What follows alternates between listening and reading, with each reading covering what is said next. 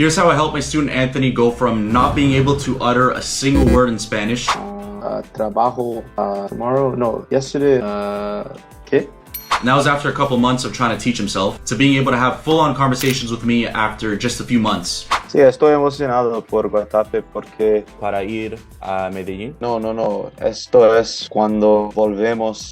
He did this by following the 3 main principles we use in the Conversational Spanish Accelerator program. The first of which is to focus only on the needle movers. So not memorizing the genders of nouns, because that's not going to help you actually have conversations. The second principle is stick with it. In order to stick with something, you need to either enjoy it or be held accountable. Obviously, working with me, I held him accountable, but we also leveraged his interests and found a way to incorporate learning Spanish into his interests, which is super important, and that's something I did myself, and I wouldn't be speaking Spanish today if it weren't for that. And the third principle he followed was progressive overload, where in our one-on-one conversation sessions and in the exercise I prescribed him, the difficulty level increased little by little on the things that were holding him back the most. After just a few months of doing that, now he can comfortably express himself in Spanish, and he can understand Spanish speakers when they speak to him quickly, which, if you're anything like me, that's all you really care about. So if you also want to become conversational in Spanish, rather than getting stuck on the never-ending flywheel of making no progress, like the majority of learners, then give me a follow on here, and I'll give you all my best tips so that you can become conversational